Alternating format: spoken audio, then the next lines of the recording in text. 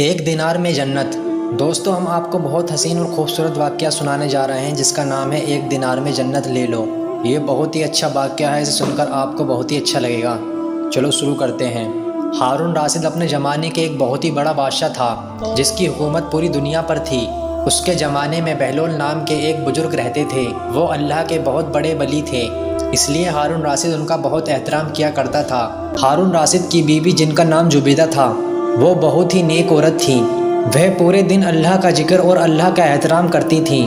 زبیدہ نے اپنے محل میں ایسی 1000 نوکرانیاں رکھی ہوئی تھیں جو قرآن کی حافظہ تھیں، اور قرآن کی تلاوت کے لیے ان سب کی ڈیوٹی الگ الگ شفٹوں میں لگی ہوئی تھی، جس کا نتیجہ یہ ہوتا تھا کہ محل میں 24 گھنٹے قرآن کی تلاوت ہوتی رہتی تھی اور اس کا محل قرآن کی روشنی سے روشن رہتا تھا۔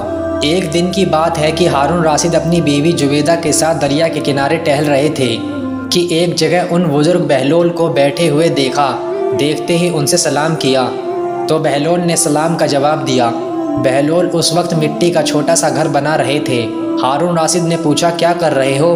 بہلول نے جواب دیا، ریت میں گھر بنا رہا ہوں۔ ہارون راشد نے پوچھا، کس کے لیے بنا رہے ہو؟ بہلول نے جواب دیا، جو اس گھر کو خریدے گا میں اس کے لیے دعا کروں گا کہ اللہ تعالیٰ اس کو جنت میں گھر عطا فرمائے۔ ہارون راشد نے پوچھا، اس گھر کی کیا قیمت ہے؟ بہلول نے جواب دیا، صرف 1 دینار۔ ہارون راشد نے سوچا، یہ ایک دیوانہ ہے، جانے کیا بڑبڑا رہا ہے، اس لیے اس بات پر دھیان نہیں دیا اور آگے بڑھ گئے۔ تبھی ہارون راشد کے پیچھے ان کی بیوی زبیدہ خاتون آئیں۔ انہوں نے بھی بزرگ سے سلام کر کے یہی سوال پوچھا کہ کیا کر رہے ہیں آپ، کس کے لیے بنا رہے ہو؟ بہلول نے پھر وہی جواب ان کو بھی دیا کہ جو اس گھر کو خریدے گا میں اس کے لیے دعا کروں گا کہ اللہ تعالیٰ اس کو جنت میں گھر عطا فرمائے۔ قیمت پوچھنے پر بہلول نے 1 دینار بتایا تو زبیدہ نے 1 دینار دے کر کہا، میرے لیے دعا کر دینا، اور پھر وہ آگے بڑھ گئیں۔ دیر رات کو جب بادشاہ ہارون راشد سویا تو اس نے خواب میں جنت کے حسین منظر دیکھے۔ خوبصورت جھرنے، ہرے بھرے باغ اور اونچے اونچے خوشنما محل بھی تھے، اور ان محلوں میں ایک محل ایسا بھی تھا جس پر زبیدہ کا نام لکھا ہوا تھا۔ ہارون راشد نے سوچا کہ میں دیکھوں تو صحیح میری بیوی کا گھر کیسا ہے، لیکن اس سے پہلے کہ محل میں داخل ہوتا، محل کے ایک چوکیدار نے اسے روک لیا۔ ہارون راشد نے کہا، اس محل میں میری بیوی کا نام لکھا ہے، یہ میری بیوی کا ہے، اس لیے مجھے اندر جانے دیجیے۔ چوکیدار نے کہا، نہیں، یہاں کا قانون الگ ہے، یہاں جس کا نام ہوتا ہے اسی کو اندر جانے کی اجازت ہوتی ہے، اس کے علاوہ کسی اور کو نہیں۔ جب چوکیدار نے ہارون راشد کو پیچھے دھکا دیا تو ہارون راشد کی نیند کھل گئی۔ جاگنے پر اسے یقین ہو گیا کہ بہلول کی دعا زبیدہ کے حق میں قبول ہو گئی، اور خود پر افسوس کرنے لگا کہ میں بھی اپنے لیے ایک گھر خرید لیتا تو کتنا اچھا ہوتا۔ وہ ساری رات اسی افسوس میں کروٹیں بدلتا رہا۔ صبح آنکھ کھلی تو اس نے سوچا کہ آج ضرور میں دریا کے کنارے جاؤں گا اور بہلول سے دعا کروا کے اپنے لیے جنت میں ایک مکان ضرور خریدوں گا۔ اگلے دن وہ دریا کے کنارے بہلول کو تلاش کرتے ہوئے ادھر ادھر دیکھ رہا تھا کہ اس نے پھر بہلول کو اسی طرح کا مکان بناتے دیکھا تو قریب جا کر سلام کیا۔ اس کے بعد پھر وہ سوالات شروع ہو گئے۔ ہارون راشد نے پوچھا، کیا کر رہے ہو؟ بہلول نے جواب دیا، ریت میں گھر بنا رہا ہوں۔ ہارون راشد نے پوچھا، کس کے لیے بنا رہے ہو؟ بہلول نے جواب دیا، جو اس گھر کو خریدے گا میں اس کے لیے دعا کروں گا کہ اللہ تعالیٰ اس کو جنت میں گھر عطا فرمائے۔ ہارون راشد نے پوچھا، اس گھر کی کیا قیمت ہے؟ بہلول نے جواب دیا، اس کی قیمت پوری دنیا کی بادشاہی ہے۔ ہارون راشد نے کہا، اتنی قیمت تو میں نہیں دے سکتا، لیکن کل تو 1 ہی دینار کے بدلے دے رہے تھے اور آج پوری دنیا کی بادشاہی مانگ رہے ہو۔ بہلول نے کہا، بادشاہ سلامت، کل بن دیکھے معاملہ تھا اور آج دیکھا ہوا معاملہ ہے۔ کل بن دیکھے سودا تھا، اس لیے سستا مل رہا تھا، اور آج چونکہ جنت دیکھ آئے ہو اس لیے اب اس کی قیمت زیادہ دینی پڑے گی۔ دوستو، ہماری مثال ایسی ہی ہے کہ آج ہم نے اللہ اور اس کے رسول کو بنا دیکھے مانا تھا، اس لیے جنت بڑی سستی ہے، لیکن جب موت کے وقت کی آخرت کی نشانیاں دیکھ لیں گے تو پھر اس کے بعد اس کی قیمت ادا نہیں کر سکیں گے۔ اللہ تعالی ہم سب کو صحیح راستے پر چلنے کی توفیق عطا فرمائے، آمین۔ دوستو، اس واقعے کے بعد ہم ایک اور چھوٹا سا واقعہ سنانے جا رہے ہیں۔ اس واقعے کا نام ہے بنی اسرائیل کے 3 لوگوں کی عجیب کہانی۔ اس واقعے کو سن کر بھی آپ کو بہت اچھا لگے گا۔ تو دوستو، اس واقعے کو پورا سنیے گا ذرا غور سے۔ بنی اسرائیل کے 3 لوگ کی عجیب کہانی۔ حضرت ابو ہریرہ رضی اللہ تعالیٰ روایت کرتے ہیں کہ میں نے رسول اللہ صلی اللہ علیہ وسلم سے سنا، بنی اسرائیل میں 3 لوگ تھے، ایک کوڑی، دوسرا گنجا اور تیسرا اندھا تھا۔ ان تینوں کو اللہ تعالیٰ نے اپنی نعمتیں دے کر آزمانے کا ارادہ کیا تو ان کے پاس اپنے ایک فرشتے کو بھیجا۔ وہ فرشتہ پہلے کوڑی کے پاس آیا اور اس سے کہنے لگا کہ تجھے کیا چیز سب سے اچھی لگتی ہے؟ تو دوستو کیونکہ وہ کوڑی تھا، اس نے کہا اچھا رنگ اور صحت مند جسم چاہتا ہوں کہ یہ جو مجھے کوڑ لگا ہے یہ مجھ سے دور ہو جائے تاکہ لوگوں کی نفرت بھری نظروں سے بچ جاؤں۔ یہ سن کر فرشتے نے اس کے چہرے پر ہاتھ پھیرا تو اس کا رنگ صاف ہو گیا اور جسم بھی تندرست ہو گیا اور وہ شخص بالکل ٹھیک ٹھاک ہو گیا۔ پھر فرشتے نے پوچھا کہ کون سا مال تمہیں پسند ہے؟ اس نے کہا اونٹ۔ اس لیے فرشتے نے اسے 10 ماہ کی حاملہ اونٹنی دے کر کہا اللہ تمہارے لیے اس میں برکت عطا فرمائے گا۔ پھر اس کے بعد فرشتہ گنجے کے پاس آیا اور کہنے لگا کہ تمہیں کیا پسند ہے؟ اس نے کہا میرا گنجا پن دور ہو جائے اور میرے سر پر بال اگ جائیں، اس سے بڑھ کر میرے لیے اور کیا ہو سکتا ہے؟ تو فرشتے نے سر پر ہاتھ پھیرا، اس کا گنجا پن دور ہو گیا اور اس کے سر پر بال اگ آئے۔ پھر اس سے پوچھا کہ تمہیں کون سا مال پسند ہے؟ اس نے کہا گائے۔ فرشتے نے اس کو ایک خوبصورت گائے دے کر کہا اللہ تعالیٰ اس میں برکت عطا فرمائے گا۔ اس کے بعد فرشتہ اندھے کے پاس آیا اور اس سے پوچھا کہ تمہیں کیا چیز سب سے زیادہ پسند ہے؟ تو اندھے نے کہا اللہ تعالیٰ میری آنکھیں مجھے عطا کر دے تاکہ میں لوگوں کو دیکھ سکوں۔ یہ سن کر فرشتے نے اس کے سر پر ہاتھ پھیرا تو اس کی آنکھوں میں روشنی آ گئی اور اسے سب کچھ دکھائی دینے لگا۔ تب فرشتے نے پوچھا تمہیں کون سا مال پسند ہے؟ اس نے کہا بکری۔ تو فرشتے نے اس کو خوبصورت بکری دے کر کہا اللہ تعالیٰ اس میں برکت عطا فرمائے گا۔ دوستو پھر کیا ہوا؟ تینوں کو اپنے من کی مراد مل گئی اور ان کے پاس موجود اونٹنی، گائے اور بکری نے بچے دیے، جس سے دھیرے دھیرے ان کا مال بڑھتا چلا گیا اور وہ تینوں مالدار ہو گئے۔ اب دوستو اللہ تعالیٰ نے ان تینوں کا امتحان لینا شروع کیا۔ دوستو اب یہاں سے اللہ تعالیٰ کا امتحان شروع ہوتا ہے اور وہی فرشتہ ایک غریب فقیر کی شکل میں کوڑی کے پاس آتا ہے اور کہتا ہے کہ میں مسکین اور پریشان حال ہوں، سفر میں میرے پاس جو مال تھا سب ختم ہو گیا، اس لیے میری مدد کرو۔ میں اس خدا کے نام پر تم سے سوال کرتا ہوں جس نے تمہیں خوبصورت جسم عطا کیا، تمہیں اتنی مال و دولت اور اونٹوں سے نوازا، اس میں سے ایک اونٹ مجھے بھی دے دو تاکہ میں اپنے وطن پہنچ سکوں۔ تو کوڑی نے کہا میری ذمہ داریاں خود اتنی زیادہ ہیں، میں یہ کیسے تمہیں دے دوں؟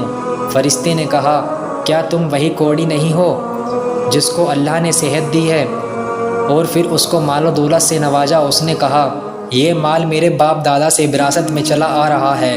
یہ سن کر فرشتے نے کہا اگر تو غلط کہتا ہے تو اللہ تعالیٰ تجھے ویسے ہی کر دیں گے جیسا تو پہلے تھا۔ اس کے بعد فرشتہ گنجے کے پاس آیا، اس سے بھی ویسے ہی بات کی جیسے پہلے والے سے کی تھی۔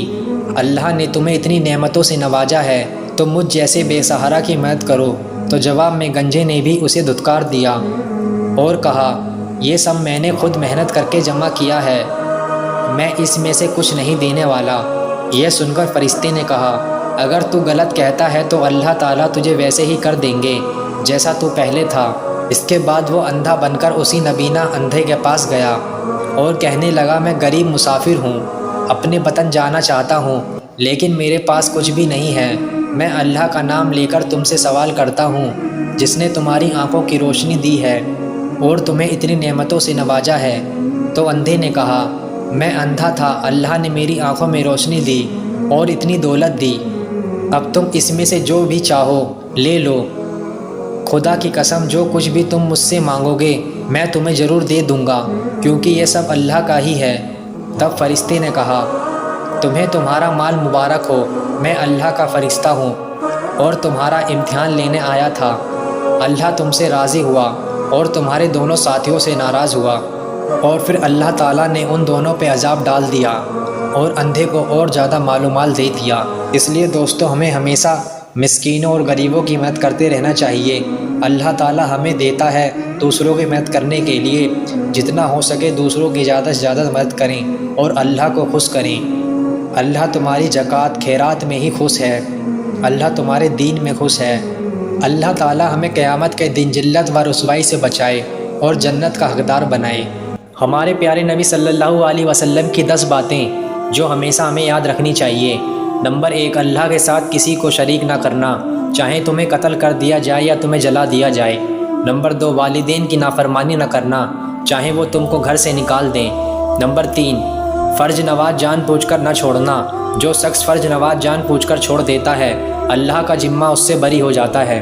نمبر 4، شراب نہ پینا، کیونکہ یہ ہر گناہ اور مصیبت کی جڑ ہے۔ نمبر 5، کبھی اللہ کی نافرمانی نہ کرنا، اس سے اللہ کا عذاب اور قہر نازل ہوتا ہے۔ نمبر 6، جنگ یا لڑائی میں کبھی بھی نہ بھاگنا، چاہے کیوں نہ پھر آپ کے سبھی ساتھی مارے جائیں۔